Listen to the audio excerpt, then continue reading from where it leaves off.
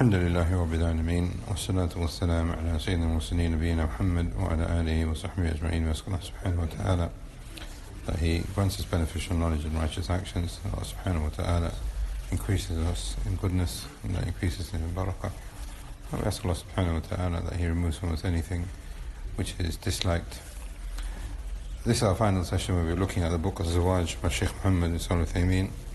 And last week we started looking at some of the questions that was asked to the Shaykh, and today inshallah we'll be continuing with the questions that are asked to him and the answers that he gives. Now I was just quickly going through some of the questions. Most of these questions concern the mahr, the wali,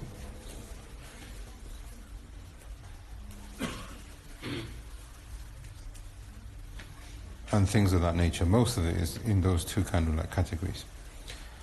But there was one question that we kind of stopped at last week. The Shaykh was asked, what are the characteristics that a person should be looking for in a spouse? What are the characteristics for a good husband or a good wife? And the Shaykh responds by saying two things. Those who establish the rights of Allah, the huquq Allah, and those who establish the rights of the creation, huquq al-ibad. And then the Shaykh goes on, but if we just stop here and point out something which is important, this is now the definition of what is somebody who is practicing. Quite often people see a person as being religious because he prays, and they might have apparent show of Islam, and this is fine, this is good, we have good thoughts of one another. However, the Shaykh has hit the nail on the head in a concise manner, which is that a person is really and truly described as being good and having good characteristics if they are fulfilling the rights not only of Allah but the creation also. But included in fulfilling the rights, so this is what I'm saying, what makes a person practicing, is that the person fulfills the wajibat and they don't fall into what is haram. So in one ayah in Surah An-Nisa, Allah subhanahu wa ta'ala gives us the right of what the man should be, as in the characteristic of a man, and the characteristic of the female. As for the man, الرِّجَالُ قَوَّامُونَ الرِّسَاءِ. Allah subhanahu wa ta'ala says that men are in charge and the maintainers and the protectors of women. Here now you can see here the rights of Allah, of course, but here the rights of the creation that He's going to look after her. In the same ayah, Allah subhanahu wa ta'ala says, الصالحات قانتات حافظات للغيب ما حفظ الله. Those women who are pious, those women who are obedient, and those women who are going to preserve themselves and preserve the honor and the property of their husbands. Therefore, another thing that we learn as to what is practicing and what is a good characteristic to have in the spouse, and this is something that all the Muslims are agreed on, is that they do not harm one another. And that's what the Shaykh is saying here. You're fulfilling the wajibat of Allah, but how many people continue to harm one another? Another thing that is included in the characteristics of a good spouse is that there has to be a level of mutual respect. The person is a respectful person and they will show respect. That way, we talked about this last week, in the way they communicate with one another, that they speak to each other in the best possible manners, they speak to each other with kindness, etc. But we also have examples from the time of the Salaf. Uthman radiallahu anh got married to a woman called Na'ila. Now the ulama from the historians, they have said Uthman was a really old man when he got married to Na'ila. He was late in his age. But Na'ila was very young. But despite the fact that there was a big age difference, she loved him a great deal. And she respected him a great deal. In actual fact, at the point of his death, they ripped her clothes off because she was trying to protect him. Na'ila, radiallahu anha, or rahimahullah.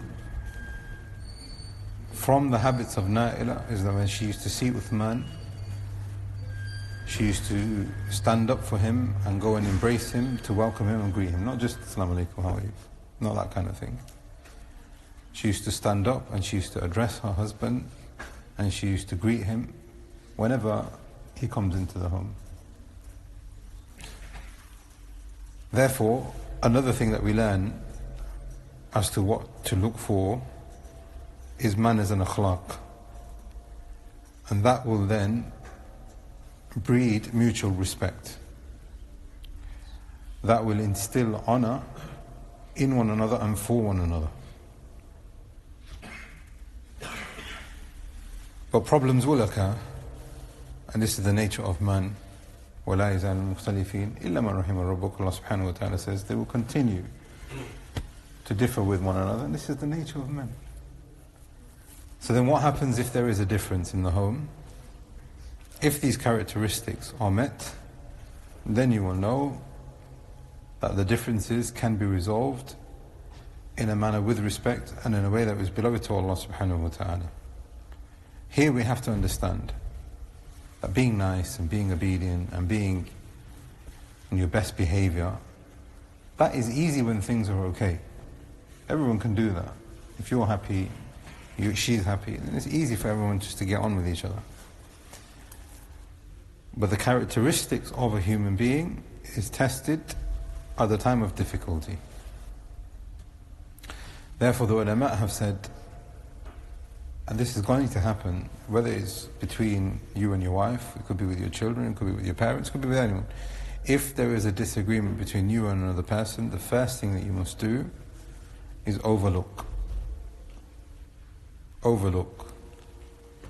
Turn a blind eye to it. If it then continues, then nasiha.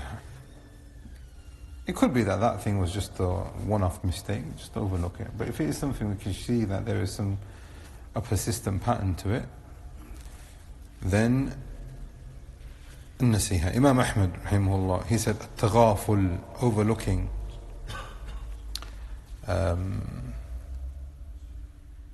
reducing expectations is included in that. At-taghaful, ushrul khair, is a tenth of goodness. A tenth of all goodness is where you pardon. Then he says, bal al-khair kullu, rather it's all goodness, where you are able just to let it go, just drop it. But the problem is now, you have to live with this person, and you care for this person, and you want them to go to Jannah, you want them to be close to Allah. If you see this person doing something wrong, and obviously it's going to affect you as well, now you have nasiha for this person. You advise them, you speak to them in the best possible manner. Not forgetting the first thing, which is taghaful. Therefore, when you are advising, you advise without having any kind of agenda or grudge. No kind of judgment is being made here. This is ikhlas and this is sincerity. It's also very important for us to understand that when differences occur, not only do you make a sacrifice for yourself and you overlook and you give nasiha, but it's also very important for us to understand that comparing is dangerous. The Shaykh is not saying this, some of it is from myself, but this is something that we find a lot, especially with parents and children. Comparing is very dangerous. This is because Allah subhanahu wa ta'ala has created us all with different circumstances and different abilities. If you see something wrong in a person, don't say, why can't you be like that person? Or this person's husband is like that. No, that's wrong. And that's going to create more fitna. Deal with your differences with gentleness and ikhlas, and reminding them about Allah subhanahu wa ta'ala. Sha'bi, one of the ulama of the Salaf, whenever he used to have a disagreement with his wife, he used to do the khutbah al-hajah. Inna alhamdulillah, nahmaduhu wa nasta'inuhu wa nastaghfiruh, until the end. And he says, whenever I used to do that, she used to calm down. Because in that you can see that the person, the wife now, is being reminded about min sayyi'ati a'malina, man yahdihillahu fala mudilla. We seek refuge in Allah from the wickedness of ourselves. Whoever Allah guides, misguidance. And then the ayat, ya alladhina ittaqullaha haqqa tuqatih, fear Allah in the right manner. Just that in itself, he said it was a maw'idah for her. Therefore, what we learn from this is ikhlas. Not comparing, not having an agenda. With sincerity, with gentleness, you advise one another. Also included in the advice given by the ulama when there are differences. Now, as you can see here, this is not just in the home, this is just general akhlaq. But also included in that general akhlaq is that you choose the right time and the right place. There's no hikmah if you are having a disagreement that you say something that's going to get her more angry, or she's going to say something to get you even more angry. From hikmah is you remind one another of Allah subhanahu wa ta'ala and the rights that you have over one another, and perhaps delay it, perhaps tell her or yourself, go make wudu, go drink something, sit down, something like that. But from hikmah is to choose the right time. Next question, after the proposal has been accepted, what's the ruling on exchanging gifts? Like we said before, most of the questions here are concerning the mahar. Now, exchanging gifts is of two scenarios. Either the gift is part of the mahar, or it's connected to the marriage, as in just an act of goodness. So the Shaykh says, if the person is baligh and aqil, this is important, if the person is adult and they are sane and there is no coercion, then there's no harm in exchanging gifts. But if they're being forced to do it, they don't really want to do it, then obviously that's a separate discussion.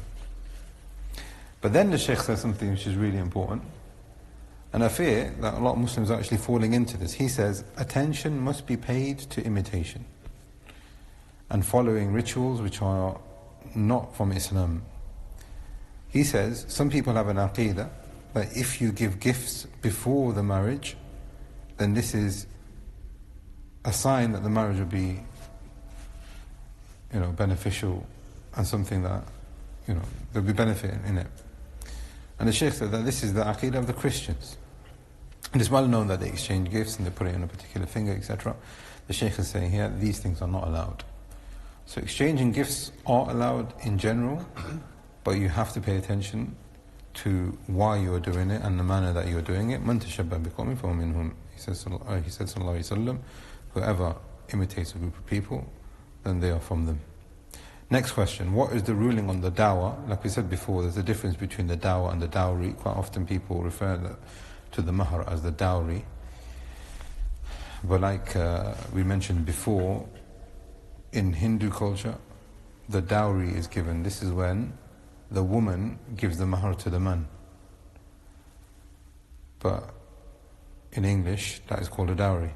But the other way around, when the man gives a gift or the mahar to the woman, this is known as a dawah. So what's the ruling on the dawah? Also, can the wali take from the dawah himself, from the mahar himself? Now, the majority of the ulama have said that the mahar is wajib, but the Malikiyya say that the mahar is a rukn to the nikah, it's a pillar of the nikah. But if the person gives the mahar, then the nikah is valid.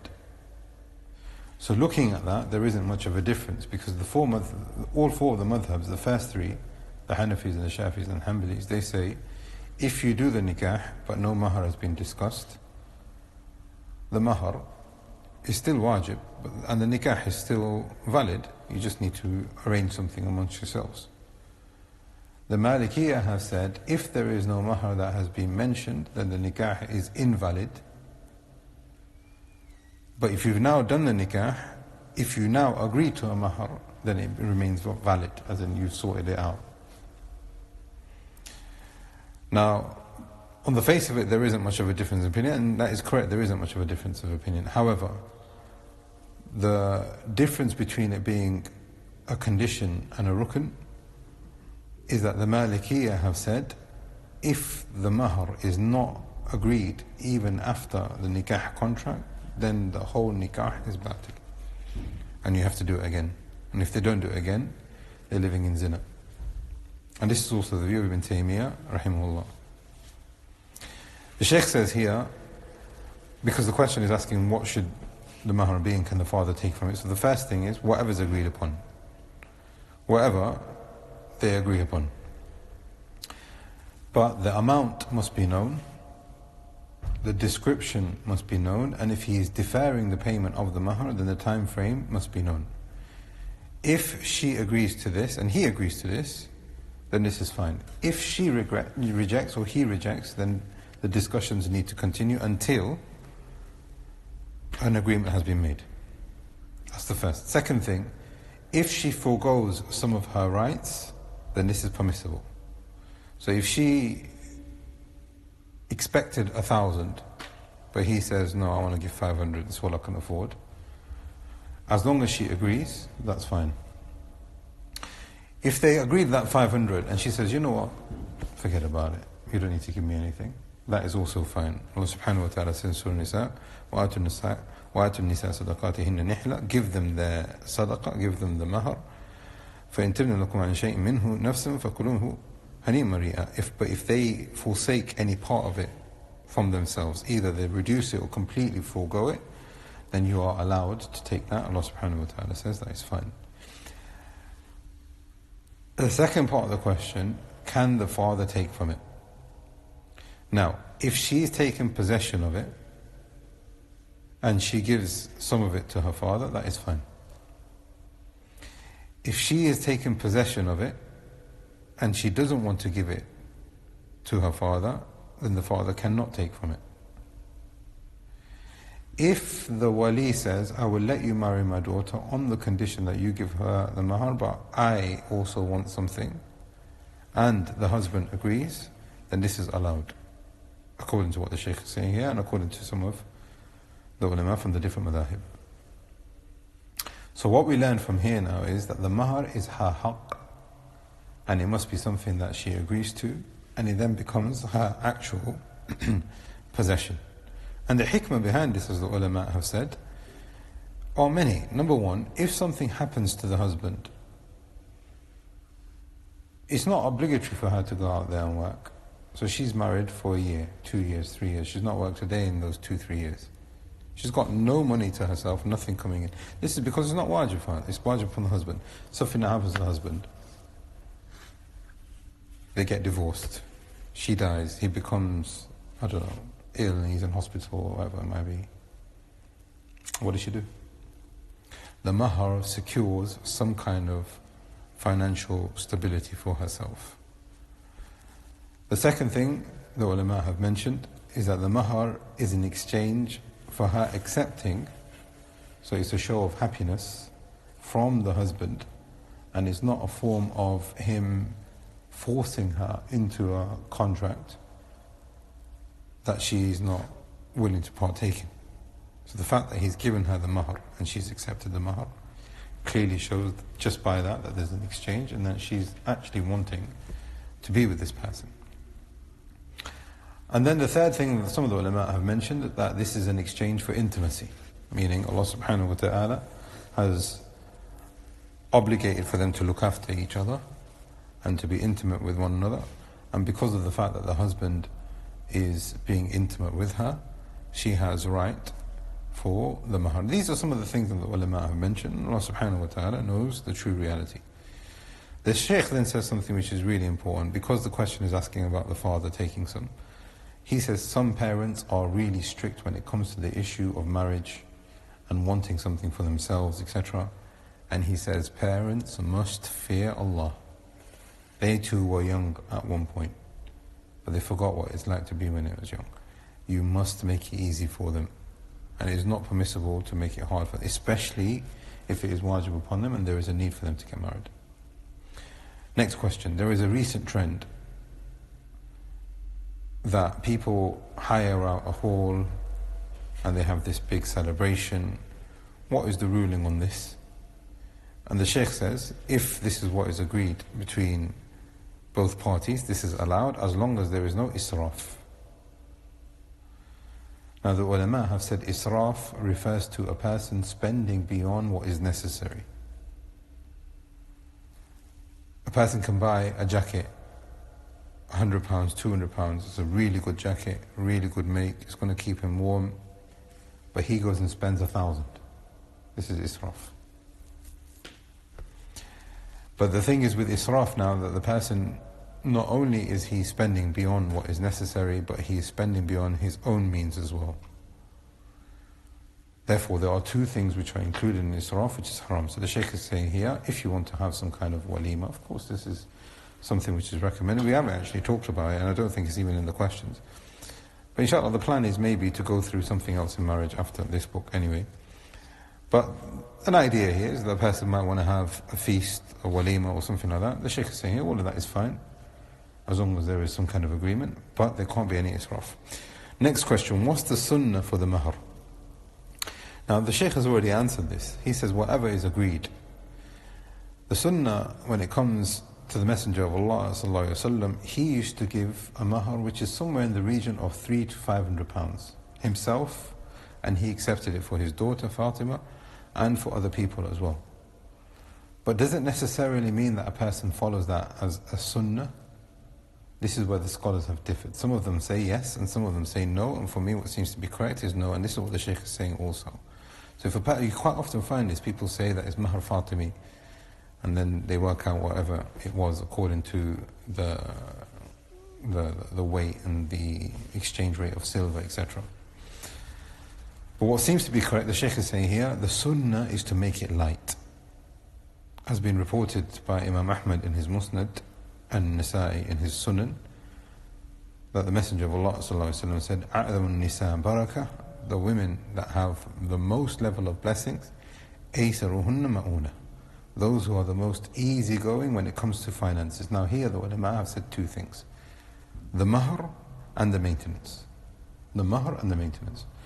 So whatever you think is easy, but like we have said, the essence has to be there. You can't just say, okay, I want to be easy, just give me a penny, give me £5, give me £10. You have to be realistic here. Like we have said before, what if something happens to you? Take something which will secure you for yourself, something, I don't know, £100, £200, £500. I've got enough now money to go back to my family. I've got enough money to pay off some bills that may be, left over. Whatever Allah subhanahu wa ta'ala decrees. Like we have said, some of the ulama have said that this is the hikmah. It might not even be the hikmah, who knows? But give yourself some honor in this. But obviously don't be extravagant. That's the mahr. Something which is balanced, something which is customary accepted, and this is what the Shaykh is saying. But also, in maintenance, in the things that you ask for in the home, food, clothing, accommodation, etc. Those who, again, not the bare minimum, but also not luxury. Something which is kind of like a standard that both of you can live by. Then the Shaykh says something which is really important, and this is from the hikmah of the Shaykh, and like we have said in this question and answers, we have a lot of barakah. He says the benefit of having an easygoing or a light mahr and a light maintenance and an easy, simple sort of arrangement in the home is that this will create more love and it will create ease and understanding between the spouses. And wallahi, he spoke the truth. This is not for everyone, but quite often marriages have problems because of money. And I'm saying this is not for everyone, but I've seen so many times over and over again, the man gets so stressed out, the only way that he can react is by getting angry and shouting. What happens when he gets angry and shouts? She gets scared and then she becomes reclusive. That is very dangerous, because if that happens once, that is bad enough. But because of the fact that all of this is happening again and again and again, and the demands are so high, and the dunya is being at the forefront, the Shaykh is saying here, when you are living within your means, you're on the same page, you've got the same objective, you're thinking about the rights of Allah, the rights of one, you think about the akhirah, this will create love and ease between the spouses. Because a higher mahr puts pressure on the husband. Therefore, have this agreement from beforehand. He now has the ability to say, no, well, that's too much for me. If you want me to give you £1,000 and then give you another £2,000 every single month, on top of the rent, on top of everything, I can't afford that. It's important that you discuss that then. And if the mahr is high, the Shaykh is saying here, we can see how that would create a lot of problems, not only in the marriage, but the fact that people can't get married. In Saudi Arabia today, I used to teach a lot of young men. They want to get married, but they say, I can't get married. I won't be able to get married until I'm in my 30s, maybe even late 30s. Alhamdulillah. Why? Just the mahr itself, some of it is 100,000, some of them 150,000 riyals. We're talking about 20,000, 30,000 pounds, just the mahar. And in their culture, on top of that, you have to buy the furniture, you have to buy gold, you have to have a series of ceremonies and events, and when am I going to get that? And nobody's going to give me their daughter until I've got a job, and I've got a nice car and all that myself. So I'm going to have to finish off all my studies, get a decent job, and then start looking. So the Shaykh is saying here, this creates fitna. But if the Muslims are merciful, and this is how we should be, and they make things easygoing, and this is how we should be, this is where the barakah is. Not just in marriage, just generally. Next question, my mahar isn't high, but I have asked for certain things that I need, such as clothes, etc. Is that okay? He says, Rahimahullah, Ibn Uthaymeen, this is fine. As low as you can possibly go, this is fine. As long as there is no extravagance, asking for more than what is necessary, because this will create corruption. And this is similar to what we've said before. But also, this is something important here, that the majority of the ulama, and I think we've talked about this before, have said that the mahar should be something which is tangible. So quite often people say, I'll give you a ring. The mahar is that I'll take you for umrah. The mahar is that I'll pay for your education. These things are not tangible. Why? Because as for the education and the umrah and the hajj, things can change. Then what's the mahar now? You've not put a price on it, you've not put a number on it. Therefore what you can say is, okay, my mahar to you is I'll take you for umrah with the valuation of £2,000. Therefore the majority of the ulama have said it should be 10%, unless if there isn't anything which you can afford to give to her, and she agrees that, okay, you're a good person, I'm simple, you're simple, we're both living hand to mouth, I'm okay with that. As for the mahar, because it is wajib, you need to give me something, then teach me the Quran. Teach me how to drive. I don't know, it could be anything like that. Then the ulama have said, if having a tangible mahar is an obstacle, then you can give something which is intangible. Next question, what is sunnah to say on the night of the wedding when they want to have relations? The Shaykh says here, the sunnah is two things. Number one, this has been reported by Ibn Majah, that the person takes their wife by the front of her head and he supplicates to Allah, Allahumma inni as'aluka khayraha wa khayra ma jabaltaha alayh wa a'udhu bika min sharriha wa sharri ma jabaltaha alayh. Oh Allah, I ask you for the good in this woman and the good that you have created in this woman, and I seek refuge in you from the evil of this woman. We all have evils. This is not a gender thing. We all have evils. wa sharri ma jabaltaha alayh, and the evils that she could possibly do. So the wedding begins, or the marriage begins with a dua, asking Allah subhanahu wa ta'ala. And this now, if you can understand with the things that we've mentioned before, that when you fulfill the rights of Allah and you fulfill the rights of one another, that is where is the barakah. So a person can look at this dua and think, well, that's a bit misogynistic, a man thinks he's better than a woman. No. The meaning here is, oh Allah, allow me to benefit her and for her to benefit me. Therefore, when you can look at it from that point of view, you can see now that in the dua, they are making dua to Allah. They are asking Him, they are remembering the akhirah, they are asking for His assistance, and they are being sincere to one another. And He's being kind to her as well, of course. The Shaykh says, he says this quietly. Some of the Salaf, they used to pray 2 rak'at. And the Shaykh says here, praying these 2 rak'at, either you pray them together, so you lead her in 2 rak'at, audible, no harm in that, or you pray individually on the night. And then, look at this, and now this again from the hikmah from the Shaykh. Then what do you do on the wedding night? He says, show affection to one another. Sit her down, be calm with her, talk to her, create a bond. And when you show this kindness and this friendship and conversing with her, it will open up after the dua and the salat.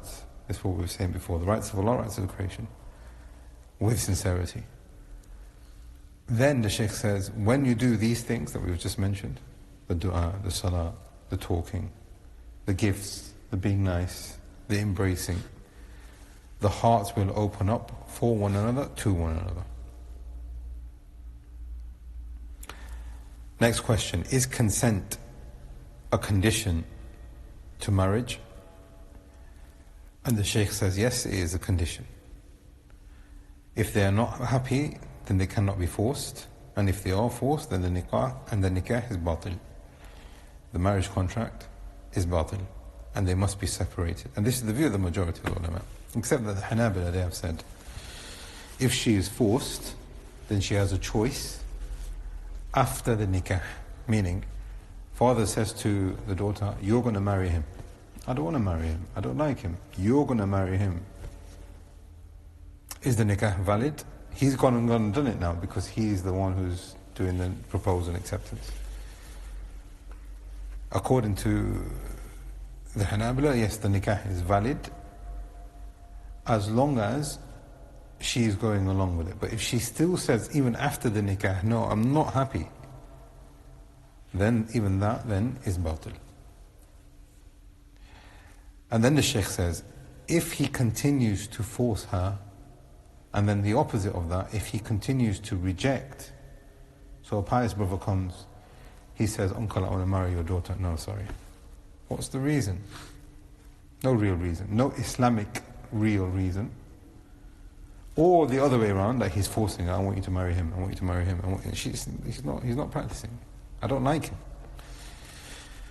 Then the Shaykh says, if he continues to behave in this manner, then he loses, the father, imagine, he loses the right of guardianship.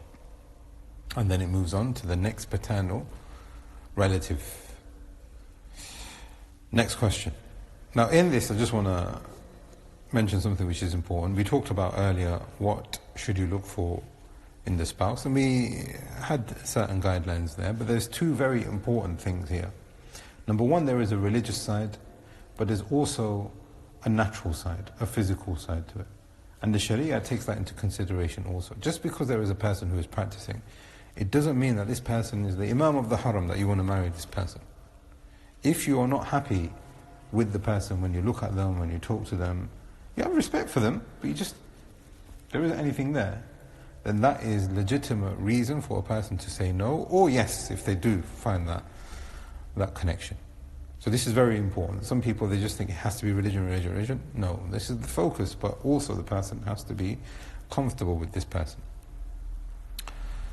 And we know that because one of the female companions, she says, O Messenger of Allah, I don't want to fall into kufr of my husband. Kufr meaning disobedience. He's a fantastic husband. I just don't love him. When I look at him, there's nothing there. So the husband refused to let her go. To the extent that the hadith says that she's walking, trying to get away from him in the streets of Medina, and he's running after her and saying, come back, I love you. So the Messenger of Allah ﷺ said, devote or give her the khula'. She's asking for khula'. You don't need to give her talaq. Give her back. He says to her, give her back the mahr and the khula'. This is now dalil to say that she says to the Messenger of Allah, he is a good person, but I just don't feel that way. Right. Next question. Is it permitted to talk to one another before the marriage? The Shaykh said that this is not allowed because they are strangers to one another. Whether it is over the phone, whether they are alone with one another. But once they are married, they can talk all they want. Now here, this is very important. We're living now in a time where there is a lot of fitna, and there are a lot of confusions, and there are so many things that people are hiding from one another and are being deceived from one another. The Shaykh is saying here, you are not allowed to talk to one another. That is correct. Free talking, free mixing, obviously absolutely impermissible. However, the Shaykh is saying here, and as we see from some of the ulama, they say otherwise, is that it is important for you to know who you're getting married to. Either by way of reference, Or, as some of the people do nowadays, is that they have meetings and the mahram is there. Or a WhatsApp conversation and the mahram is within the conversation. And I think this is very important. I feel that is a balance between no talking whatsoever, so you don't even know who you're getting married to, and freely talking, which is obviously a path towards fitna, but then also that there has to be a way that you feel comfortable and you trust the person that you're getting married to. So this is very important. The Shaykh is saying here categorically you can't be talking to the opposite gender freely and openly. However, as we find from other fatwa, from the Shaykh himself and other ulama, said if there is a need for you to talk to one another, it is allowed, as long as it is not beyond the guidelines that we find in the Sharia. Next question, what's the sunnah for the wedding? Are we allowed to beat the duf? Now this is important because instruments have become part of even practicing Muslims' lives. The Shaykh says music is haram. And what we mean by music are musical instruments. As for singing, if a person wants to beautify their voice without any musical instruments, then this is fine. As long as there are certain conditions the ulama have mentioned, like for example, a man doesn't beautify it for a woman, or a woman beautify it for a man, the content is beneficial, the person doesn't get distracted from wajibat and reciting of the Quran, etc. But if you go home and you want to sing something for your parents or there's no harm in that. What is haram is the musical instruments. Ijma'an, there is no difference of opinion. If a person was to say, well, there is no difference of opinion. The companions were completely agreed that musical instruments is haram, except for the duf. Now the duf is the one-sided drum. Now the Shaykh is saying here, now this is the view of the Hanabila. Now look at this here. He said the duf is allowed for women and children only. So how about now, you go onto the internet, you see men with musical instruments, singing songs. In the books of fiqh, they have said this does not befit a man to be singing in this manner and have a drum like that. What is this? This is for women. This is for children. You're a man. Now the ulama have differed on this, of course, on this issue of the duf, not the issue of music, the issue of the duf. Is the duf for women and children alone, or is it for everyone? Is it halal for everyone? This is the issue.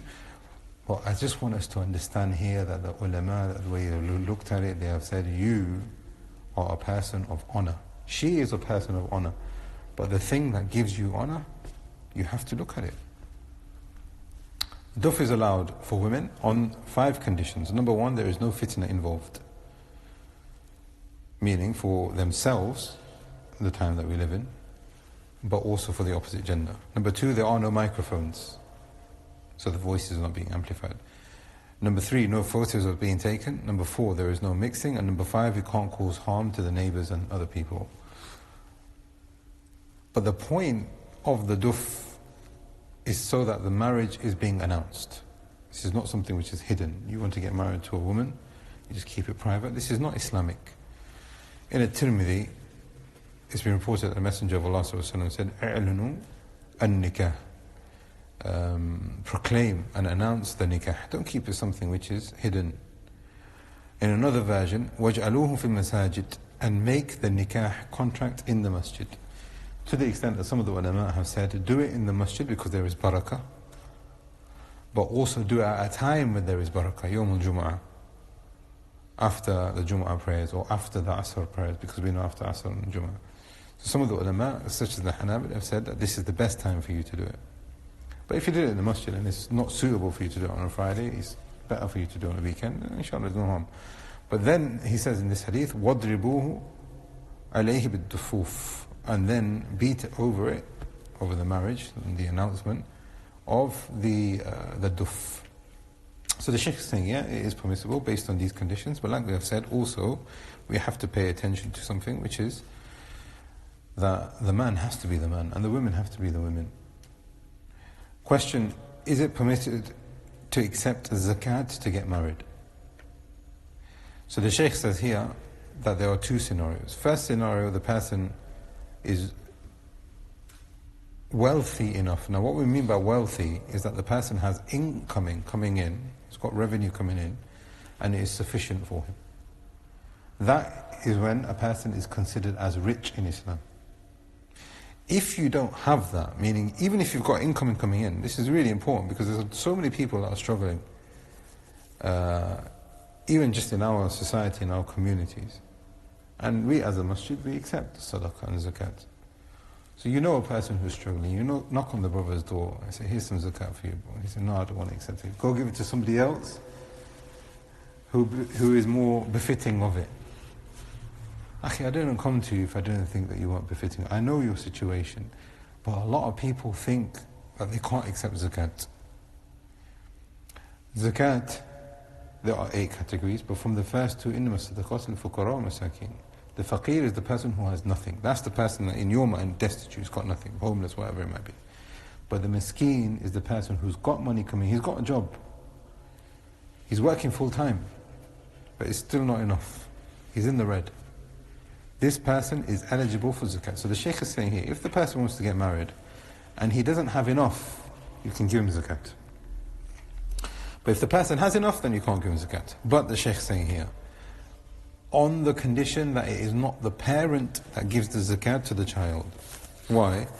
Because it is wajib upon the father to help their child to get married. I think there's about 3 more questions. Next question. Can we give to a person zakat if he wants to get married again, second wife? He's married, he's got money coming in, and it's sufficient for that first marriage, but he wants to get married again. Can you give him sadaqah or zakat so that he can get married again?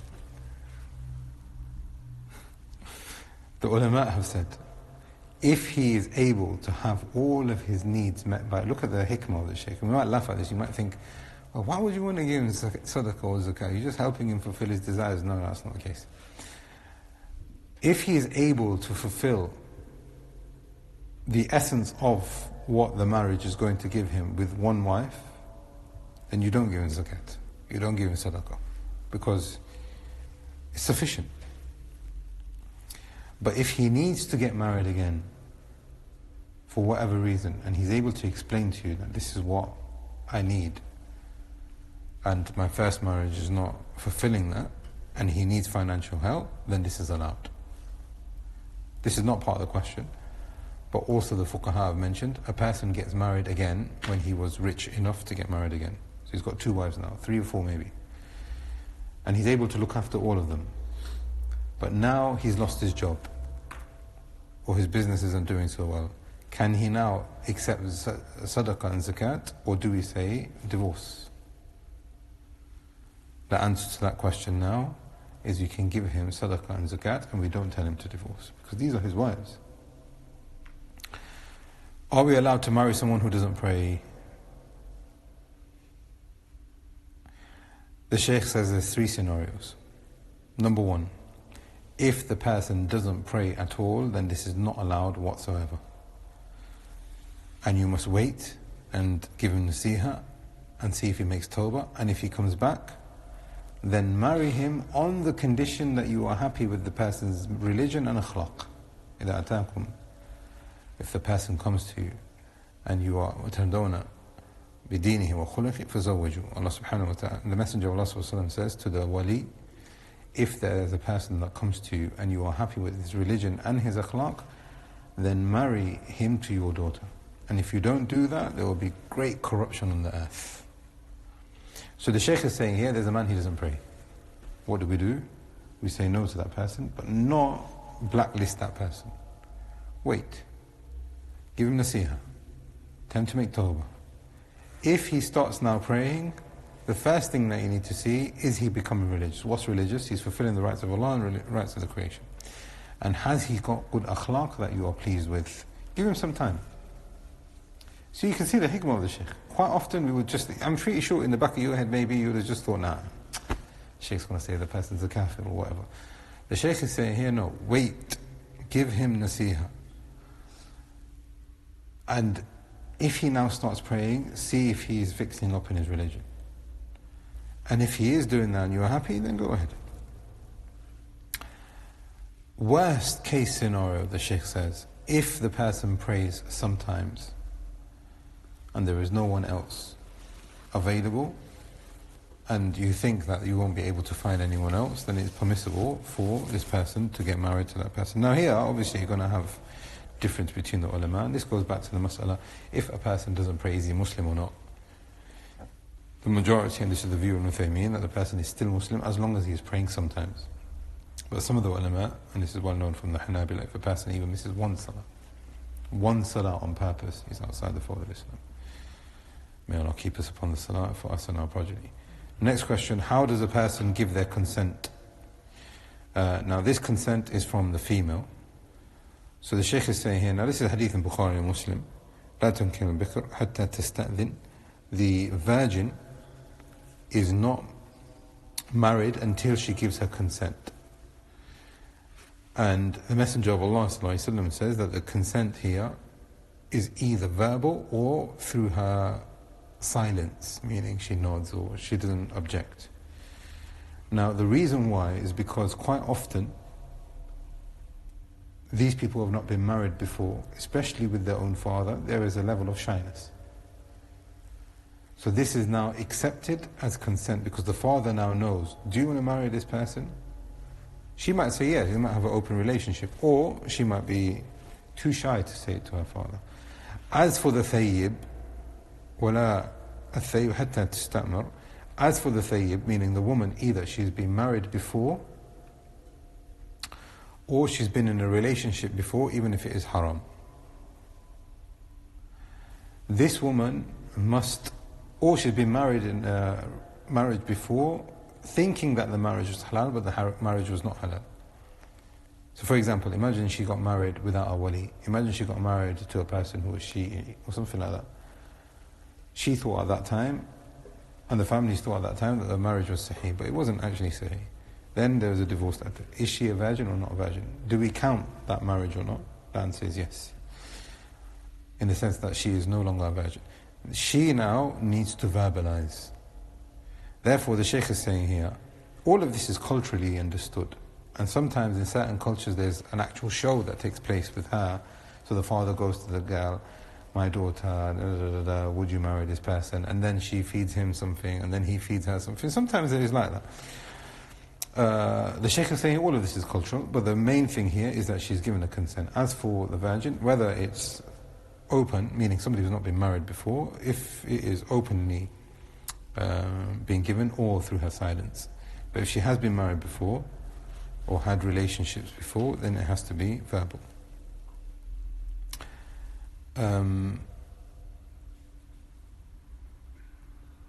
What are some of the characteristics?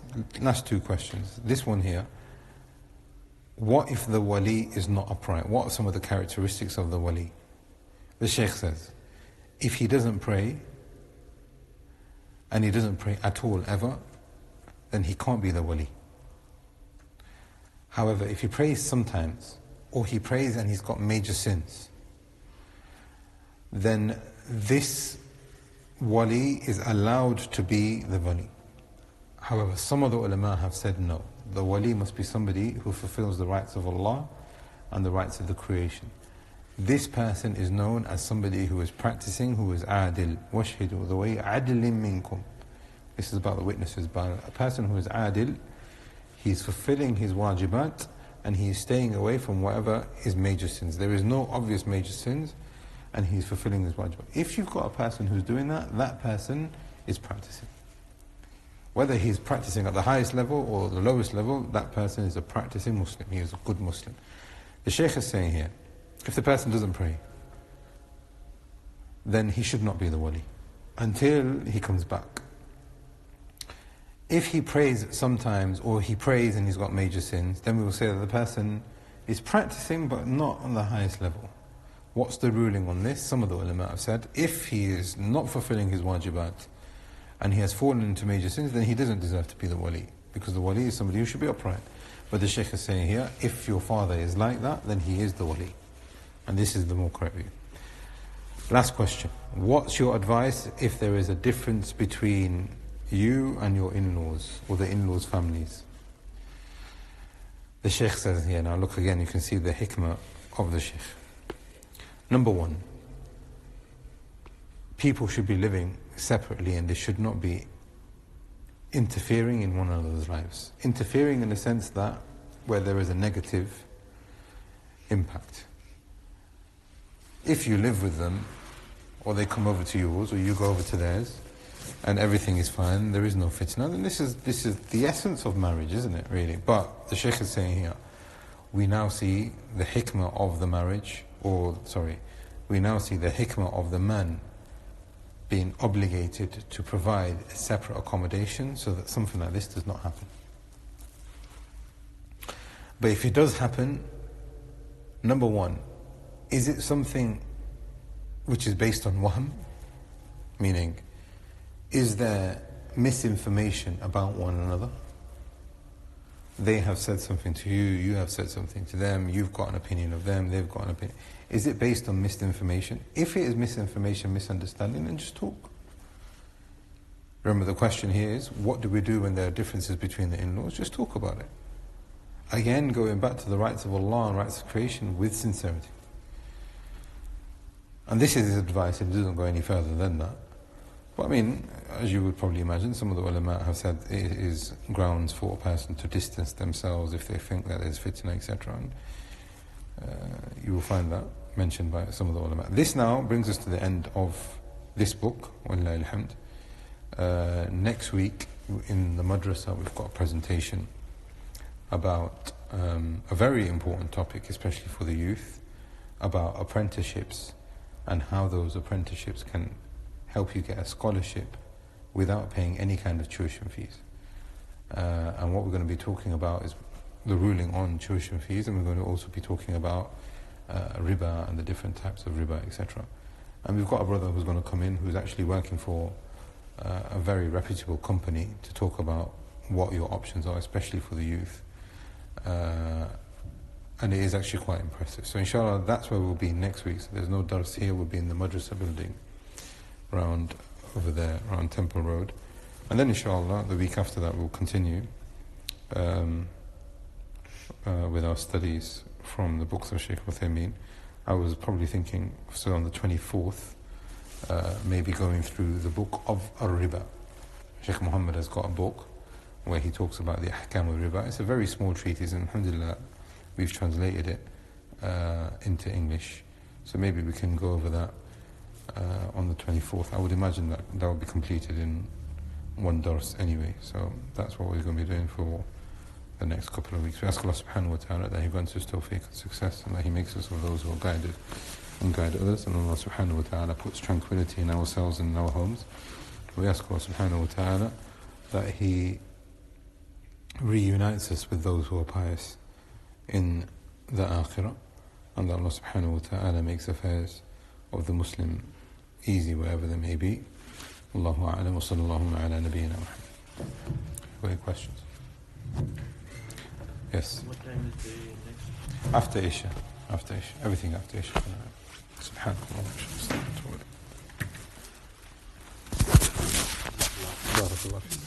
Barakallah.